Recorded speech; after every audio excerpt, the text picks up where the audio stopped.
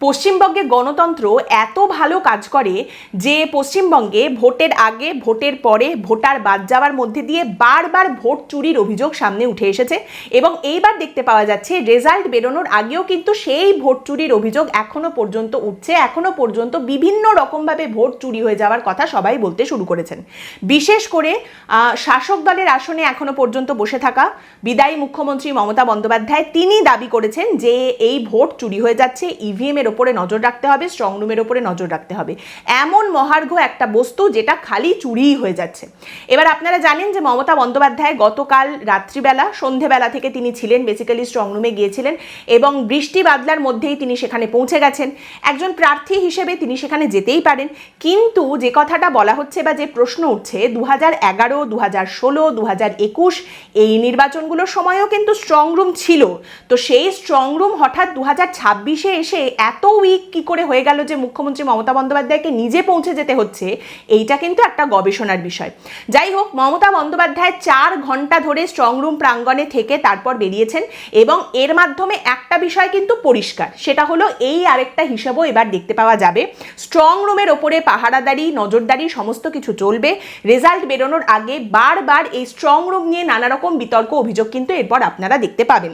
আরেকজন ভবানীপুরের যিনি প্রার্থী, বিজেপির প্রার্থী শুভেন্দু অধিকারী, তিনি সশরীরে মমতা বন্দ্যোপাধ্যায় যখন স্ট্রং রুম প্রাঙ্গণে গিয়েছিলেন সেখানে উপস্থিত হতে পারেননি, কিন্তু নিজের প্রতিনিধিকে অবশ্যই তিনি পাঠিয়ে রেখেছিলেন এবং তারপর কিন্তু তিনি আশ্বাস বার্তাও সামনে রেখেছেন যে মমতা বন্দ্যোপাধ্যায় ভোট চুরি হচ্ছে কিনা দেখতে গিয়ে নিজে কোনো রকম জোট চুরি করতে পারেননি। শুভেন্দু অধিকারী বার্তা দিয়েছেন যে দেখুন, মমতা বন্দ্যোপাধ্যায় ওইখানে গিয়ে নিয়ম বহির্ভূত কোনো কাজ করতে পারেননি, ওনার চেষ্টা থাকা সত্ত্বেও উনি সেগুলো করতে পারেননি।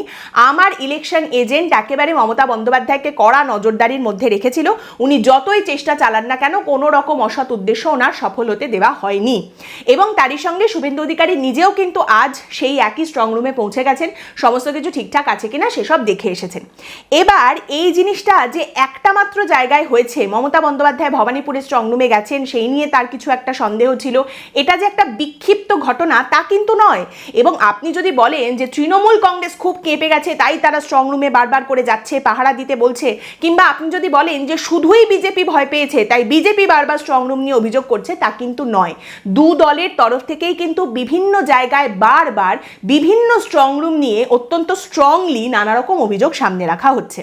যেমন ধরুন, আপনি যদি দেখেন চাঁচলের যিনি তৃণমূল কংগ্রেসের প্রার্থী, তিনি হচ্ছেন একজন প্রাক্তন আইপিএস অফিসার প্রসূন বন্দ্যোপাধ্যায়। তিনি যখন স্ট্রং রুম পরিদর্শনে গেছেন সেখান থেকে অভিযোগ উঠে আসছে যে স্ট্রং রুমের বাইরে মালদার জেলার পুলিশ সুপার তিনি দাঁড়িয়েছিলেন এবং তিনি তৃণমূল প্রার্থীকে দেখে স্যালুট করে দিয়েছেন। আর এই বিষয়টা সামনে আসার পরেই কিন্তু সৌজন্য না দলদাস এই নিয়ে একটা সাংঘাতিক বিতর্ক শুরু হয়ে গেছে। এবং আবারও বললাম, এটা শুধু একটা জায়গা থেকে হয়েছে বা একটা দল করছে তা নয়, পরপর বিভিন্ন জায়গা থেকে হচ্ছে। যেমন ধরুন, গোসাবার বিজেপির প্রার্থী বিকর্ণ নস্কর, তিনি অভিযোগ করছেন যে সেখানে যে স্ট্রং রুম রয়েছে সেই স্ট্রং রুমে সিসি ক্যামেরা বারবার বন্ধ হয়ে যাচ্ছে, স্ট্রং রুম অন্ধকার হয়ে যাচ্ছে এবং সেখানে কিচ্ছু দেখতে পাওয়া যাচ্ছে না। বিজেপির প্রার্থী অভিযোগ করছেন যে ক্যানিংয়ের যিনি তৃণমূল কংগ্রেসের বিধায়ক পরেশরাম দাস, তিনি এসে ওখানে ঢুকেছেন, তারপরেই আলো বন্ধ হয়ে গেছে, সিসি ক্যামেরা বন্ধ হয়ে গেছে, তিনি কিছু দেখতে পাচ্ছেন না, তার প্রতিনিধিরা কিছু দেখতে পাচ্ছেন না, তাহলে সেখানে কি না কি হচ্ছে ভয়ঙ্কর ব্যাপার, এইটা একটা সামনে এসেছে, এই অভিযোগ করা হয়েছে। অন্যদিকে আপনারা জানেন কুণাল ঘোষ, তিনি অভিযোগ করেছেন স্ট্রং রুমের সামনে চলে গেছেন, সেখানে বসে পড়েছেন, নানা রকম কথাবার্তা সেখান থেকে অলরেডি সামনে উঠে এসেছে। রায়গঞ্জেও কিন্তু এরকম ঘটনা দেখতে পাওয়া গেছে। জানা যাচ্ছে যে রায়গঞ্জের তৃণমূল কংগ্রেসের প্রার্থী কৃষ্ণ কল্যাণী, তার অভিযোগ ঘোর অকল্যাণ হয়ে গেছে। তিনি বলছেন রায়গঞ্জের পলিটেকনিক কলেজে যেখানে কিন্তু স্ট্রং রুম হয়েছে সেখানে তাকে ঢুকতে বাধা দেওয়া হয়েছে, সিসি ক্যামেরা বন্ধ হয়ে যাচ্ছে, এরকম নানা অভিযোগ সামনে এসেছে। এবার এই অভিযোগের ফিতে মোটামুটি সবার আগে যিনি কেটে দিয়েছিলেন তিনি হচ্ছেন বাইরন বিশ্বাস। আপনাদের নিশ্চয়ই মনে আছে, বাইরন বিশ্বাস সাগরদিঘির প্রার্থী, তৃণমূল কংগ্রেসের প্রার্থী। তিনি স্ট্রং রুমের বাইরে পৌঁছে গিয়ে একেবারে চিৎকার জুড়ে দিয়েছিলেন যে স্ট্রং রুমের ভেতরে সিসি ক্যামেরা বন্ধ হয়ে যাচ্ছে, সেখানে কি হচ্ছে কিচ্ছু দেখতে পাওয়া যাচ্ছে না। এবং তার বক্তব্য ছিল যে এটা কোনো টেকনিক্যাল ফল্ট নয়, এটা হচ্ছে দিল্লি ফল্ট, দিল্লির থেকে কলকাঠি নেড়ে এখানে এই সমস্ত করা হচ্ছে, ইভিএম এ কারচুপি করা হচ্ছে এবং সেই সমস্ত দেখার জন্য তিনি কিন্তু পৌঁছে গিয়েছিলেন। বিজেপির তরফ থেকে বিভিন্ন জায়গায় স্ট্রং রুম নিয়ে একই রকম অভিযোগ সামনে রাখা হচ্ছে। হলদিয়াতে যেমন একটি অভিযোগ সামনে এসেছে যে বিজেপির অভিযোগ যে স্ট্রং রুমের সামনে তৃণমূল কংগ্রেসের পার্টি অফিস রয়েছে, তো সেটা নিয়েও তাদের কিছু অভিযোগ রয়েছে, সেগুলোও তারা সামনে রেখেছে। বিভিন্ন জায়গা থেকে এগুলো চলছে। আর এর ফলাফল হিসেবে কি সামনে এসেছে, সমস্ত স্ট্রং রুমের সামনে নিরাপত্তা আরও বাড়িয়ে দেওয়া হয়েছে। প্রশাসনের তরফ থেকে এই সিদ্ধান্ত নেওয়া হয়েছে। বিশেষ করে কলকাতায়, যেখানে দেখা যাচ্ছে ভবানীপুর, এদিকে কুণাল ঘোষ সবাই গিয়ে বসে পড়েছেন ওই স্ট্রং রুমের সামনে। বিভিন্ন রকম অভিযোগ, মমতা বন্দ্যোপাধ্যায় নিজে চলে যাচ্ছেন, শুভেন্দু অধিকারী পৌঁছে যাচ্ছেন। সেখানে জানা যাচ্ছে কলকাতায় যতগুলো স্ট্রং রুম রয়েছে প্রত্যেকটার সামনে 163 ধারা জারি করা হয়েছে। অর্থাৎ এই সমস্ত জায়গায় 5 জনের বেশি লোক জমায়েত করতে পারবেন না। তারা কোনো রকমভাবে কোনো আন্দোলন, ধর্ণা, বসে পড়া, বিক্ষোভ কিচ্ছু করতে পারবেন না। 5 জনের বেশি লোক যদি সেখানে জমায়েত হন তাহলে সেটা কিন্তু ইললিগাল, বেআইনি হিসেবে ধরা হবে এবং সেক্ষেত্রে পুলিশের তরফ থেকে কিন্তু সেইভাবেই পদক্ষেপ করা হবে। বিষয়টা স্ট্রং রুম নিয়ে দুই দলের দোদুল্যমান অবস্থানের কথা সামনে আসলেও আলটিমেটলি কিন্তু সেই বিখ্যাত লাস্ট মাইলের গল্প সামনে উঠে আসছে।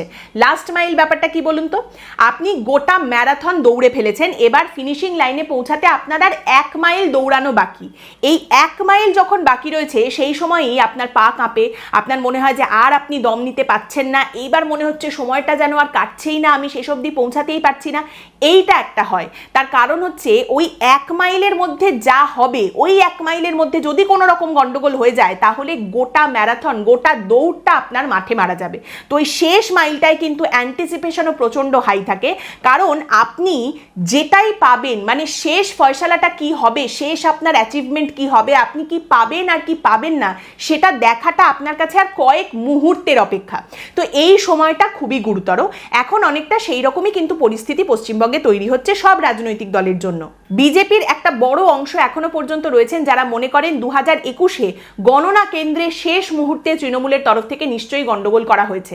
অনেক জায়গায় তৃণমূল গণনা কেন্দ্রে গন্ডগোল করেছে, অনেক জায়গায় দেখা গেছে গণনায় যেই দেখা যাচ্ছে বিজেপি হেরে যাচ্ছে সঙ্গে সঙ্গে বিজেপির এজেন্ট তিনি ওই কাউন্টিংয়ের জায়গা ছেড়ে চলে গেছেন এবং তৃণমূল শেষ মুহূর্তে ঘটি বাকিয়ে দিয়েছে। এই সমস্ত হয়েছে, সেই কারণেই বিজেপির এত খারাপ ফলাফল হয়েছে।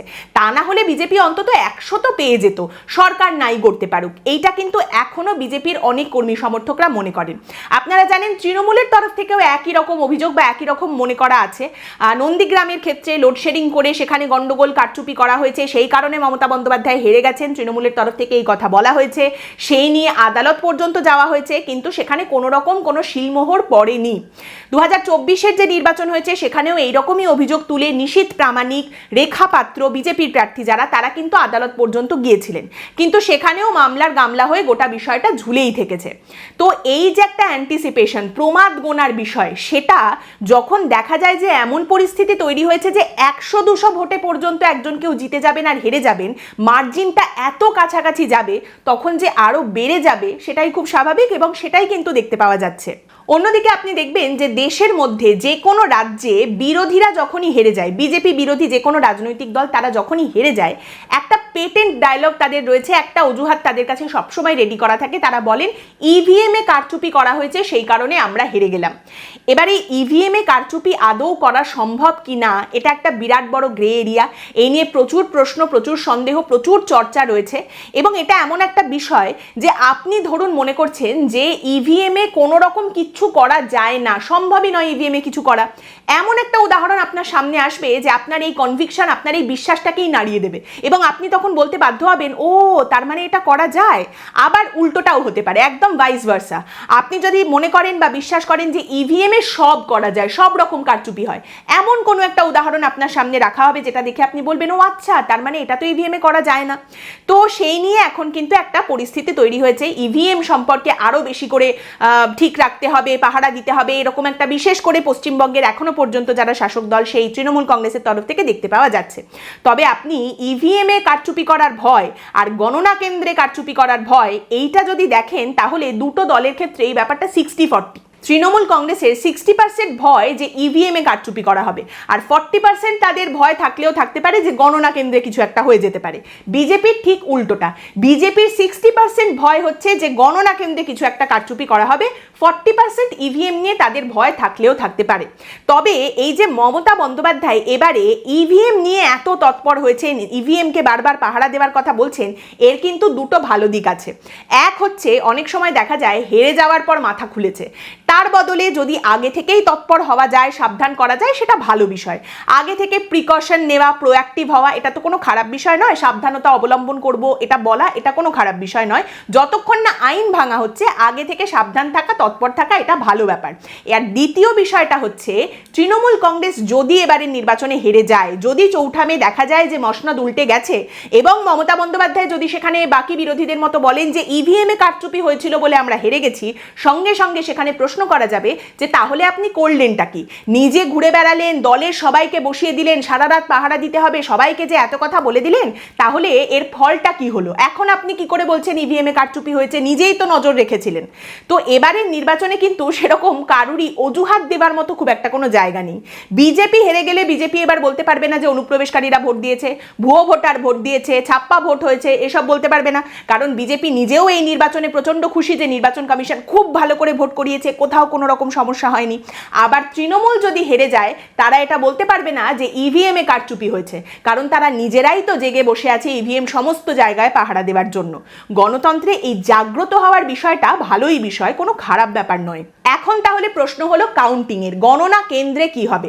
দেখুন, মমতা বন্দ্যোপাধ্যায় পরিষ্কার বলে দিয়েছেন, গণনা কেন্দ্রে তৃণমূল কংগ্রেসের যে সমস্ত কাউন্টিং এজেন্টরা যাবেন তারা কিন্তু একদম শেষ পর্যন্ত থাকবেন। শেষ হওয়ার আগে একেবারে সেখান থেকে নড়বেন না, হিলনে ডুলনে কা নেহি।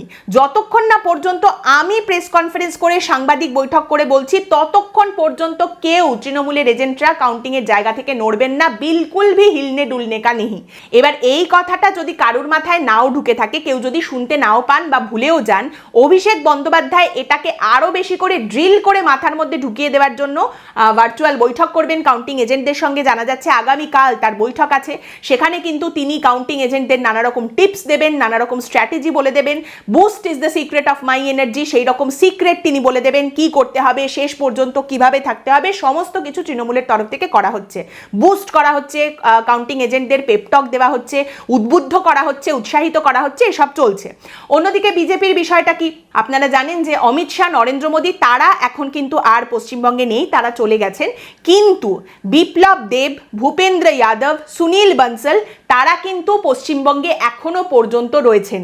বিভিন্ন জায়গায় কর্মশালা হচ্ছে, বিভিন্ন জায়গায় কাউন্টিং এজেন্ট যারা রয়েছেন তাদের কিন্তু নানা রকম বার্তা দেওয়া হচ্ছে, শেষ পর্যন্ত মাটি কামড়ে পড়ে থাকতে হবে। বিজেপির তরফ থেকেও এই একই রকম বার্তা কিন্তু যাচ্ছে।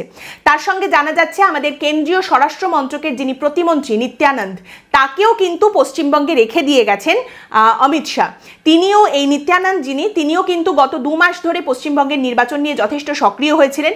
অমিত শাহ নিজে চলে গেছেন, গণনার আগে তিনি আর আসছেন না, তবে নিত্যানন্দ নিজের দপ্তরের যিনি প্রতিমন্ত্রী তাকে তিনি পশ্চিমবঙ্গে রেখে গেছেন এবং প্রতিমন্ত্রী নিত্যানন্দ কিন্তু পশ্চিমবঙ্গের এই যে গণনা সেটা সুষ্ঠুভাবে সম্পন্ন করে তবেই দিল্লিতে আবার ফেরত যাবেন।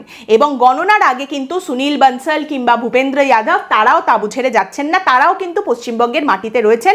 অতএব সেখান থেকেও সব রকমভাবে উদ্বুদ্ধ করার পরিকল্পনা কিন্তু চলছে।